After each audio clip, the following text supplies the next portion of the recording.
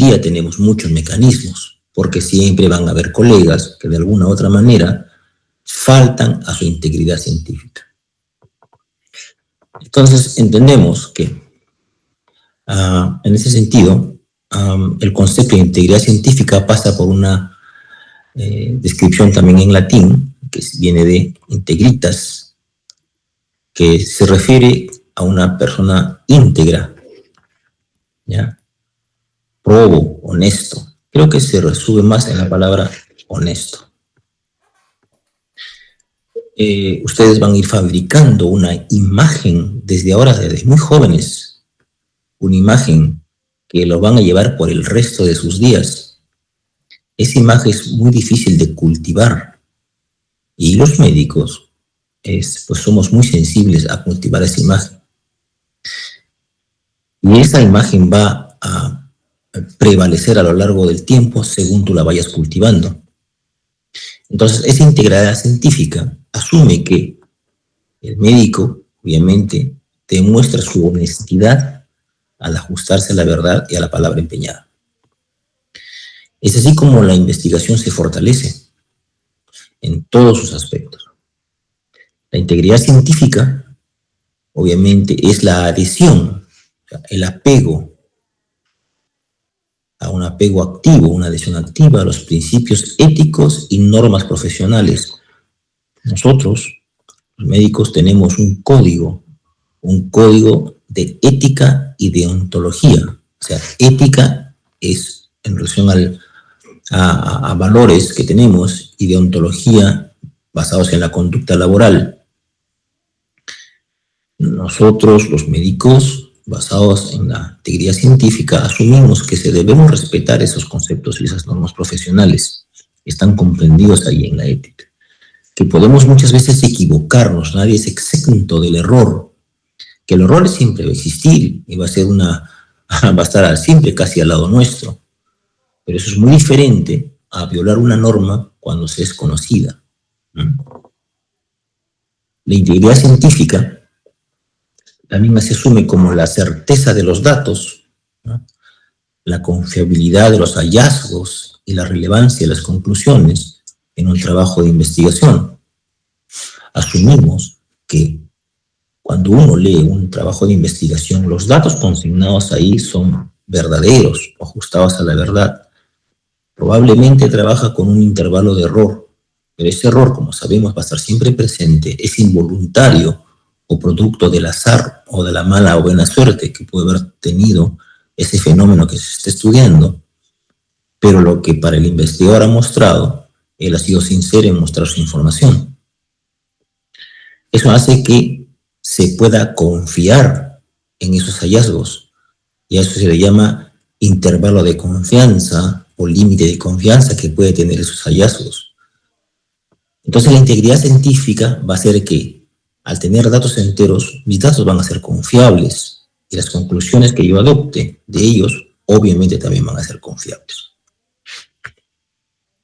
¿Qué se entiende por conducta? Conducta responsable en la investigación.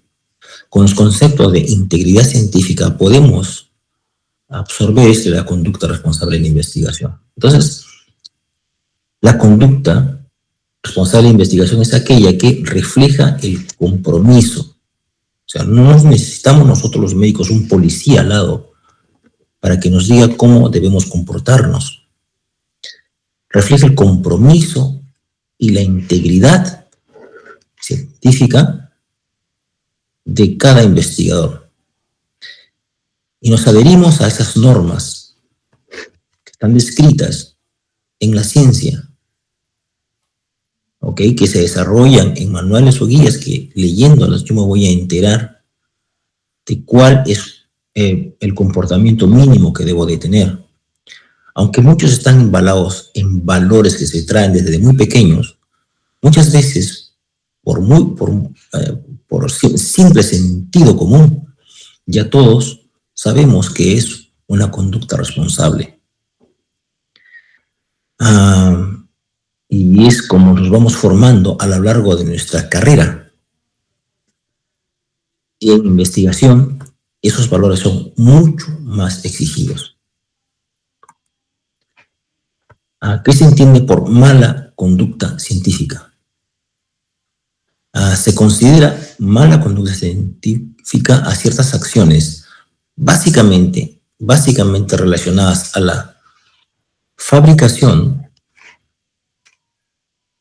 a la falsificación o al plagio.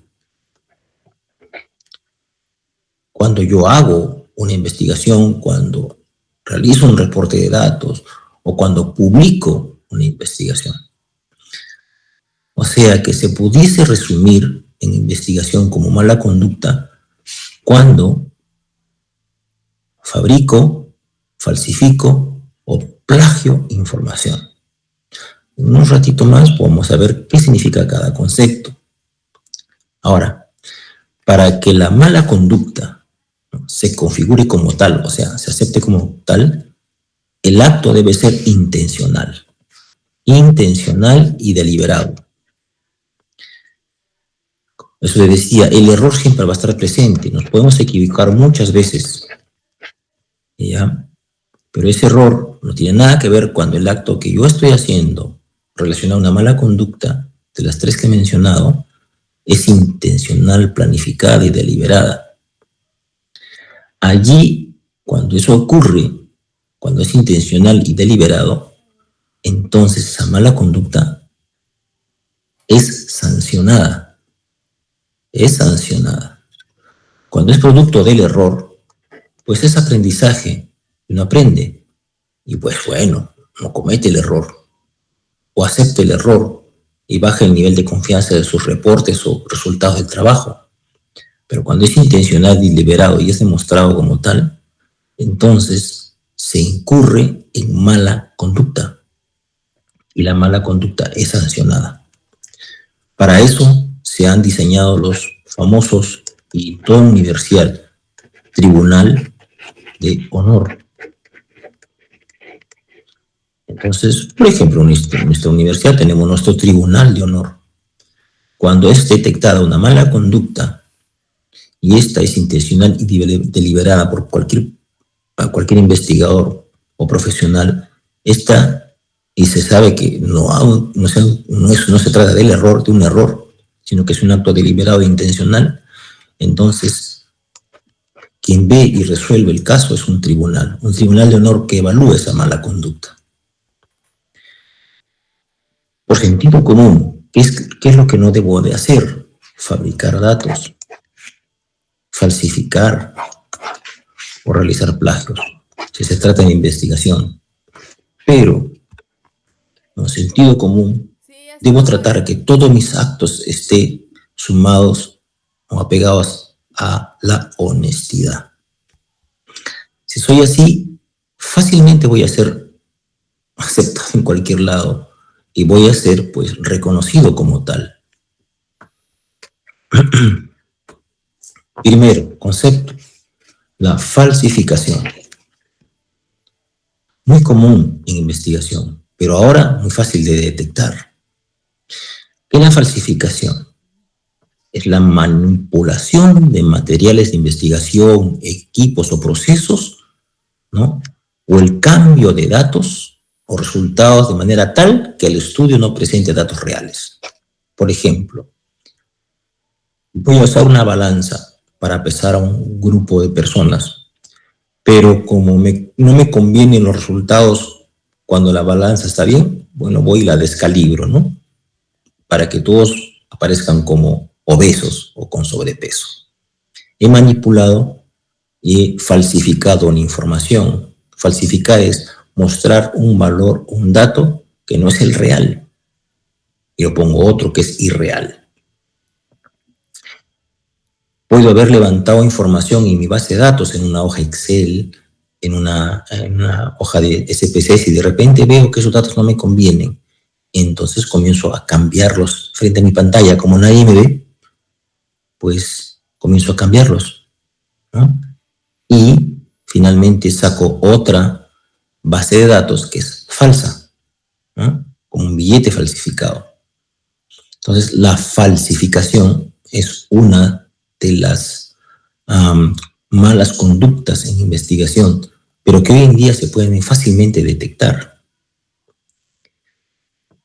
En ocasiones alguien puede manipular los datos para obtener el resultado deseado y otras veces para evitar un mal resultado, ¿no? Recuerden, el valor principal de una investigación es acercarse a la verdad. Si tus datos no fueron lo que tú esperabas, pues esto no significa que tu investigación no sirve. Al contrario, estás demostrando que tu primera intención, tu primera visión no era la adecuada, no era la correcta, y estás demostrando que la verdad que estás obteniendo a través de esos datos, pues es la que debe de prevalecer. No hay pierde en investigación. Los resultados pueden demostrar lo que pensabas o demostrar que lo que pensabas no era lo correcto. Ambos resultados son igualmente válidos. O sea, no hay por qué falsificar.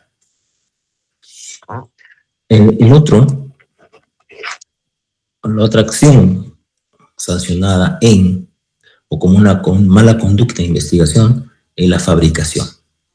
Es registrar o presentar datos ficticios, ¿no? Nadie me ve, estoy en mi casa, está la computadora en blanco y comienzo yo a inventarme datos. Voy a revisar una historia clínica, no está el dato en la historia clínica y me lo invento el dato y lo pongo allí. Entonces la fabricación es, vamos a ponerle así, entre comillas, como la invención de información, ¿ya?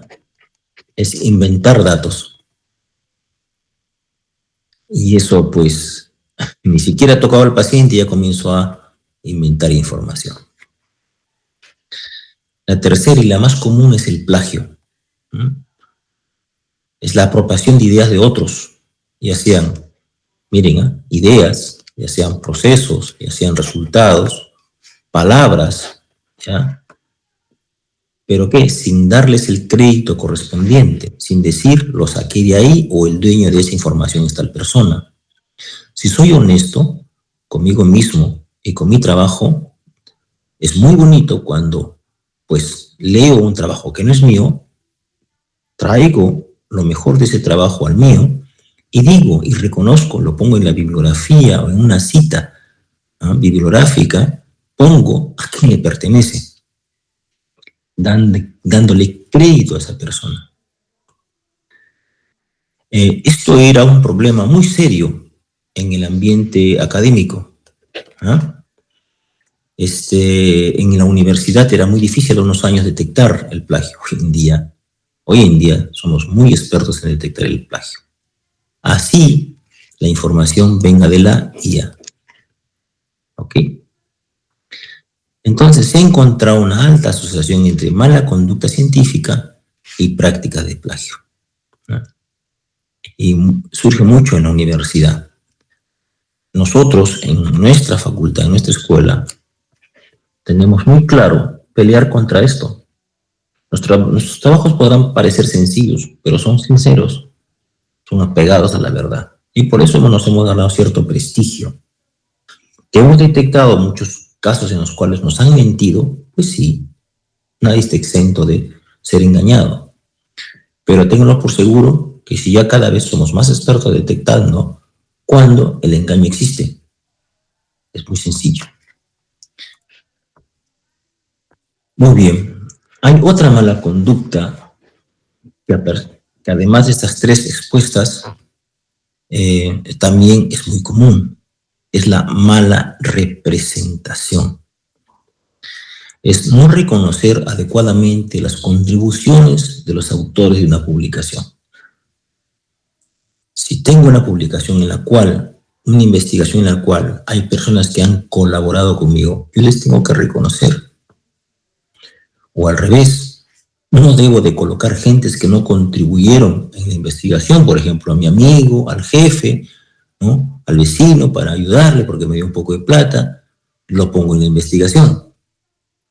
La mala representación es otra de las conductas por las cuales la integridad científica se pierde. A veces cambiando el orden de los autores en la publicación ya es una mala presentación o representación. Recordar que vamos a ver que en las publicaciones va en primer lugar el autor y al último lugar el senior, el asesor principal, y en el medio van los demás. Muchas veces cambiar el orden de estos pues es una mala representación. ¿Bien? Muy bien. Otra inconducta, ya, diferente, las tres principales, es la inexactitud. Al momento de redactar un trabajo, y no presentarlo como tal, referenciado y todo, siguiendo la forma sistemática de un trabajo de investigación, también es una mala conducta científica.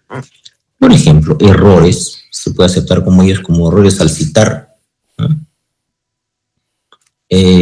errores al referirse al contenido de las citas, no resumir adecuadamente los hallazgos o conclusiones, o sea, no sintetizar mi información, no poner en la parte de metodología de mi trabajo de investigación suficiente información de cómo es que hice mi trabajo, o ya hacer o realizar reportes de análisis estadísticos o uso inapropiado de las estadísticas.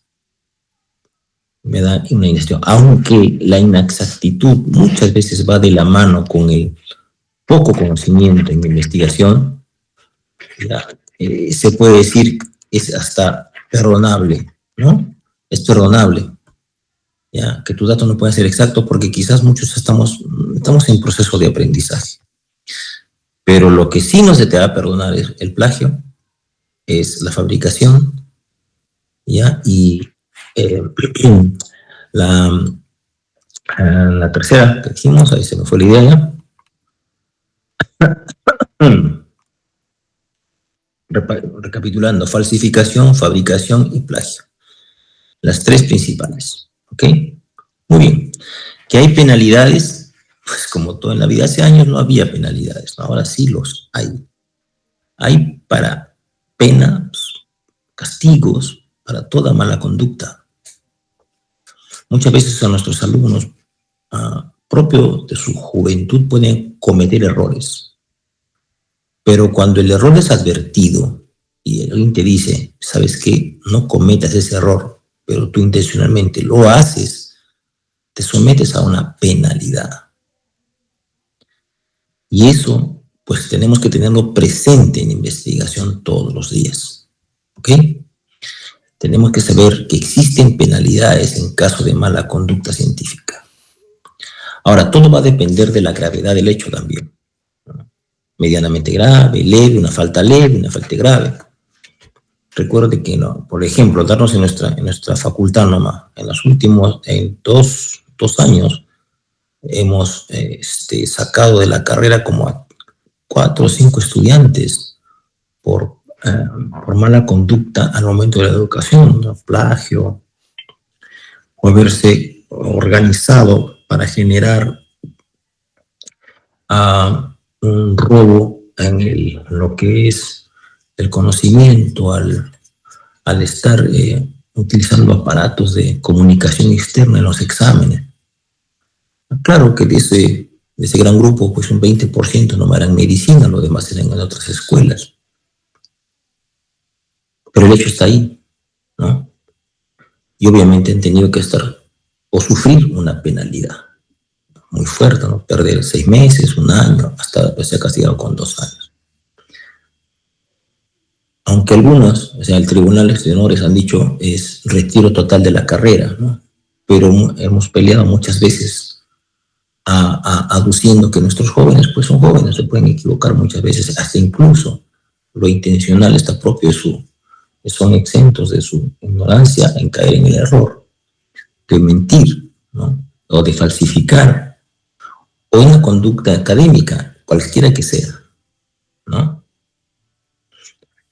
Entonces, debemos asumir que hoy en día toda mala conducta, científica o no, tiene una penalidad. Pero no debemos cambiar por temor a las penalidades.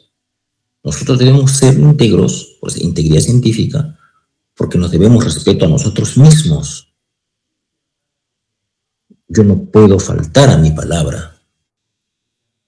Es un respeto no con los demás, es un respeto a mí mismo. No puedo yo faltar a mi escritura al poner un documento que no es mío. ¿A quién estoy faltando respeto? Es a mí mismo, no a los demás. Entonces, esos valores se van a ir cultivando poco a poco. Es cierto que no están presentes a lo largo de nuestras vidas muchas veces, pero deberían ser ya el sentido común, por sentido común, la mayor parte de nuestros días, dedicarnos a tener una buena conducta. Entonces, hay diferentes tipos de sanciones. Tenemos desde las más leves, que son las acciones administrativas. Por ejemplo, una universidad falsificar algo en la tesis, pueden ser, pues te anulan la tesis, o no te gradúas, o publicar tus nombres y decirles a todo el mundo, oye, mira, se portó mal. Se comunica a todas las universidades, se comunica a todos los foros, ¿no? En foros académicos, de que pues se ha cometido una inconducta, o sea, hay un castigo al publicar los nombres de las personas. Hay veces es más doloroso que las administrativas. Hay sanciones civiles, hay sanciones penales. Antes se creía que uno podía ir a la cárcel por una mala conducta en investigación, pues ahora sí, te puedes ir a la cárcel. Ya hay un código penal para la mala conducta científica que fue aprobado hace 2 años. CONCITEC ya sacó, y el Congreso de la República de nuestro país ya sacó el Código de Integridad Científica, que en su momento se los haré llegar, donde se registra sanciones penales para personas que caen en una mala conducta. Dentro de todo esto, por ejemplo, lo más doloroso es el plagio, ¿no? Lo más común es el plagio. Lo que más se ve es el plagio, ¿no? Y este plagio es la apropiación de algo que no me pertenece. Utilizo ese material intelectual ajeno sin el debido reconocimiento o permiso de su fuente original. La famosa cita, ¿no? Que ustedes vieron vimos en informática médica. Plagio es copiar en lo sustancial obras ajenas y la hago pasar como mía. Hay veces que era difícil detectar, pero hoy es muy fácil. No solamente con el uso del Turnitin, sino con otros mecanismos más. Ustedes saben que la inteligencia artificial puede generar, puede concentrar plagio, pero también con la misma inteligencia artificial podemos detectar quién o cómo hiciste tu trabajo. Entonces, ¿para qué meterse en líos? Mejor llevar una conducta honesta. Ahora, hay varios tipos de plagio, ¿no? Este es uno de los que menos me gusta, ¿no? Es el plagio de ideas, la apropiación de ideas. A ver, por ejemplo, si yo, asesor, te ayudo a tener una idea de investigación, peleo contigo para que esa idea prevalezca, entonces el que no reconozcas mi trabajo de ayuda que tuve contigo, pues es un plagio de ideas, ya sea en forma parcial o completa, ya sea si te robaste mi idea en forma superficial o no. Pero si me das el crédito, aunque sea como agradecimiento, entonces ya deja de ser plagio de ideas. Por eso ustedes verán en muchas tesis dice, se agradece a agradecimientos, reconocimientos, o a los asesores se los coloca como parte de la autoría del trabajo de investigación. ¿Por qué? Para evitar el plagio de ideas. ¿Cómo evito el plagio de ideas? Bueno, cito la fuente, digo quién me ayudó. Y obviamente reconocer siempre los aportes de los demás. Es altamente elegante, recomendable que cuando yo haga algo, agradezca a quienes me ayudaron. Ese es un bien común que los médicos manejamos, especialmente aquellos que estamos dedicados a la investigación. Y vale para todo en la vida, para todo. Tenemos el plagio de texto, ¿no? Cuando hago el famoso copy-pega, de un trabajo publicado en Google o publicado en cualquier otra parte. ¿A qué se le llama plagio de idea? Cuando cometo un plagio de texto, perdón. Cuando copio literalmente, y esto, miren, sin citar y sin entrecomillar. Si yo coloco un pedazo de texto y lo entrecomillo, lo pongo en comillas y le pongo su cita, ya no es plagio. Es una cita, una referencia. Pero si no hago ninguno de ellos, es plagio de texto.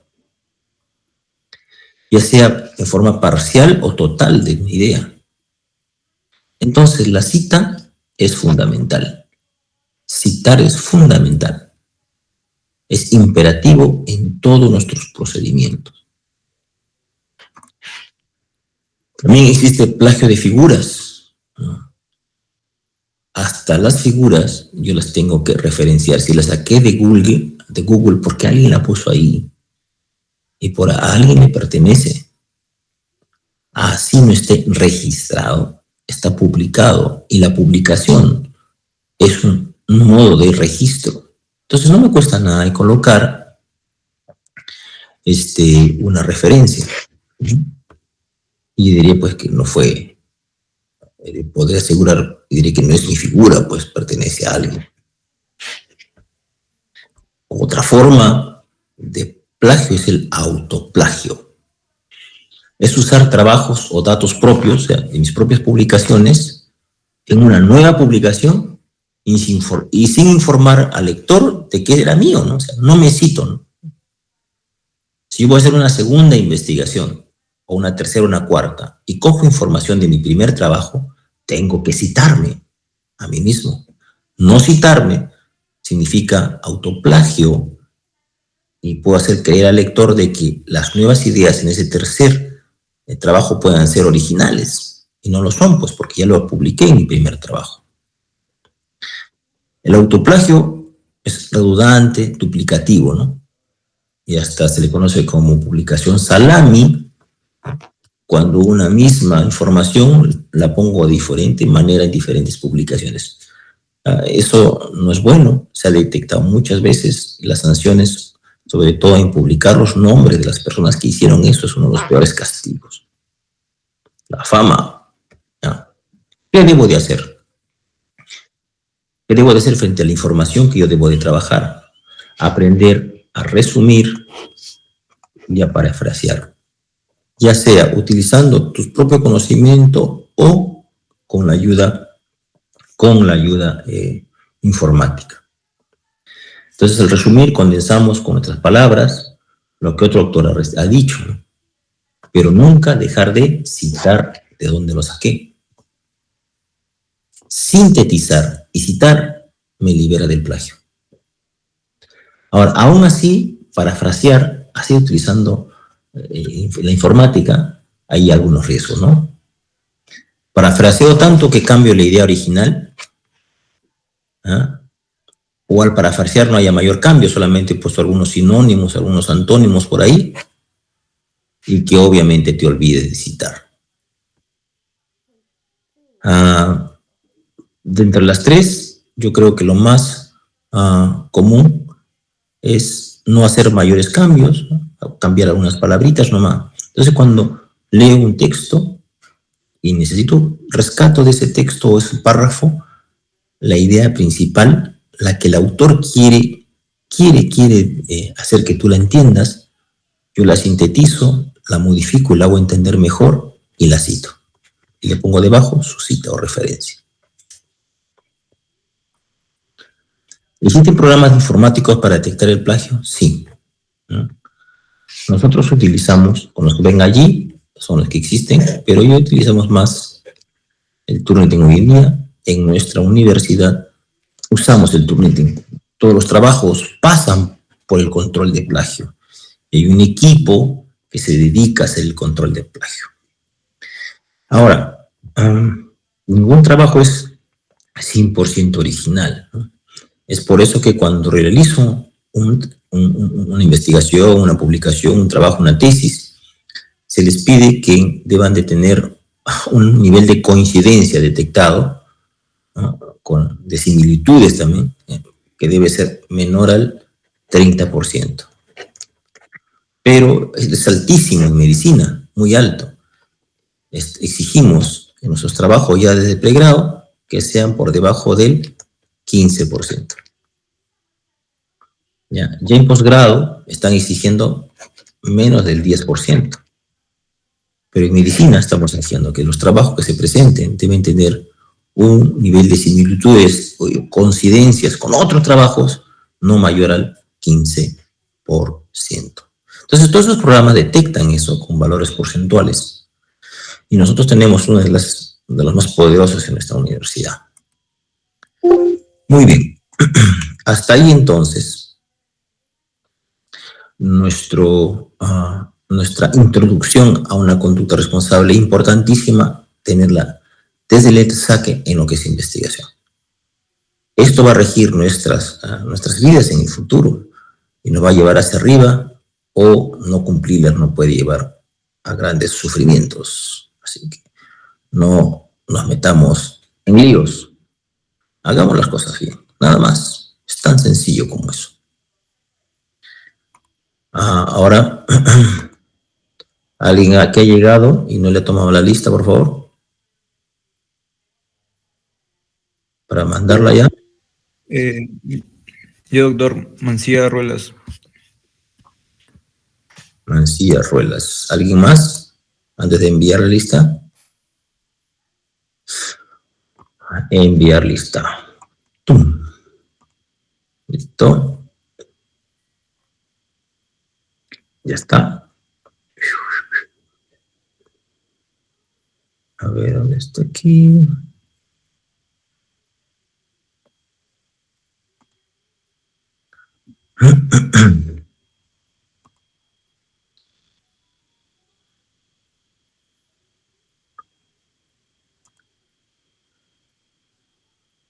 Muy bien, jóvenes. Entonces, eso ha sido todo por esta noche. Nos estamos viendo en la próxima clase. Cuídense. Chau, chau.